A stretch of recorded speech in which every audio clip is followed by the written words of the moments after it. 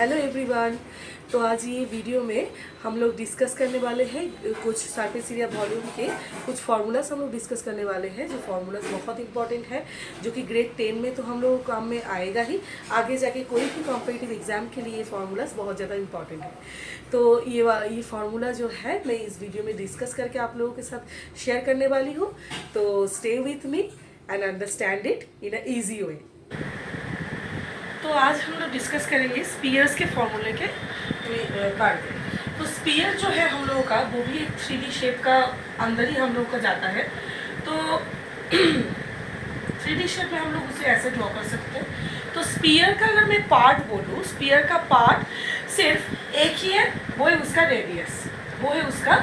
Radius. Radius जो है वही स्पीयर का एक ही पार्ट है।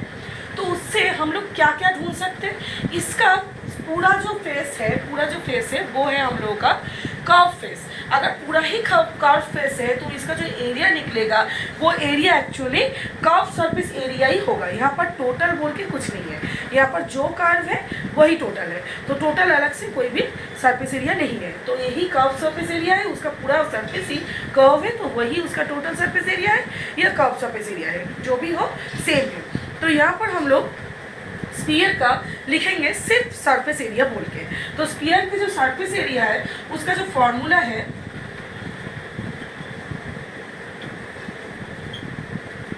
वो है 4πr²।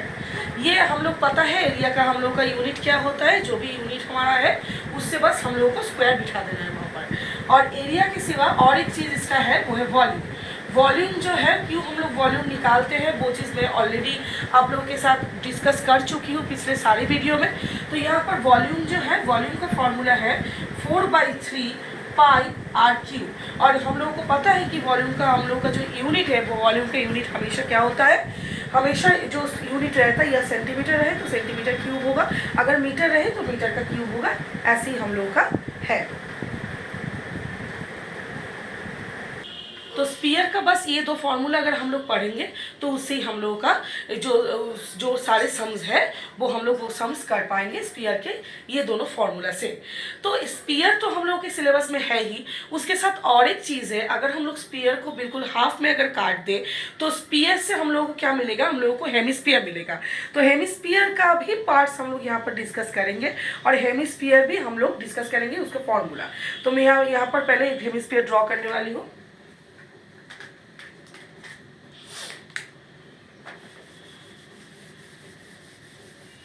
हेमिस्फीयर का फॉर्मूला भी कुछ कुछ होता है और हेमिस्फीयर पे जब ड्रॉ करूंगी तब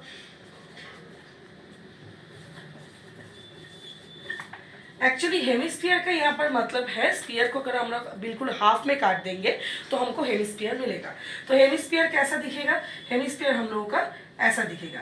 इसके नीचे आप लोगों को एक सर्कल दिख रहा है और पूरा जो पार्ट है, अगर हम लोग एक स्पीयर को आधा काट देंगे तो ऊपर वाला जो पार्ट है वो इस तरीके का होगा, और अगर नीचे वाला पार्ट है जो वो की एक पूरा सर्कल होगा।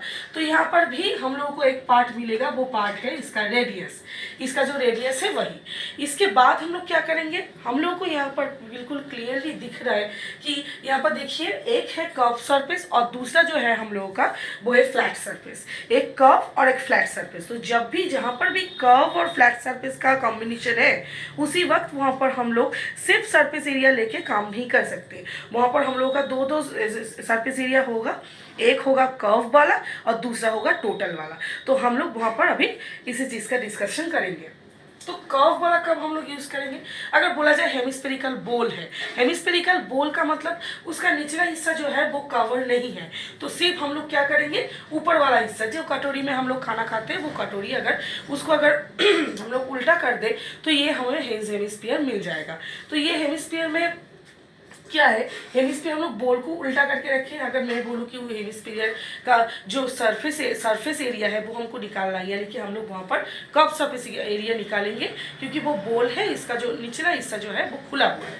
तो इसका दो सरफेस एरिया होगा, एक होगा कर्व सरफेस एरिया CSA, यानी कि कर्व सरफेस एरिया हम लोग शॉर्ट फॉर्म में लिख सकते हैं। कर्व सरफेस एरिया का फॉर्मूला इसका है, बिल्कुल हम लोग के स्पीयर का जो सरफेस एरिया था उसका बिल्कुल हाफ, यानी कि 2πr²।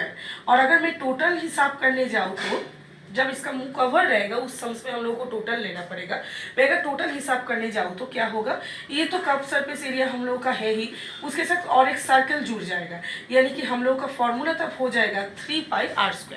ये हम लोग का टोटल सरफेस एरिया का फॉर्मूला। और मैं अगर यहाँ पर बोलना चाहूँ कि वॉल्यूम जो वॉल्यूम जो होगा हम लोग का यहाँ पर, वॉल्यूम ऑब्वियसली जो हम लोग का टोटल स्पीयर है उस स्पीयर का हाफ होगा, यानी कि वो था 4/3πr³, ये हो जाएगा 2/3πr³। और यूनिट्स के बारे में आप लोगों को ऑलरेडी पता है, यूनिट में एरिया में हमेशा यूनिट हम लोगों को लगाना है, सेंटीमीटर है तो सेंटीमीटर स्क्वायर, मीटर है तो मीटर स्क्वायर, और वॉल्यूम में हम लोगों को अगर सेंटीमीटर है तो सेंटीमीटर क्यूब और मीटर है तो मीटर क्यूब से लगाना है।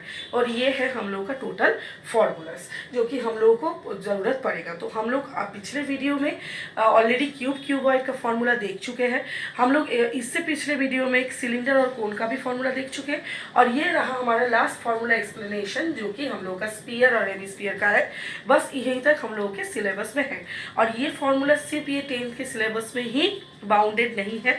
हम लोग जब भी कोई एग्ज़ाम देने जाएंगे, कॉम्पिटिटिव एग्ज़ाम, जो कि मैं पिछले वीडियो में बोली हूँ, कॉम्पिटिटिव एग्ज़ाम भी हम लोग जब देने जाएंगे तब ये सारे जो हमारे फॉर्मूलाज हैं वो हमारे काम में आएगा।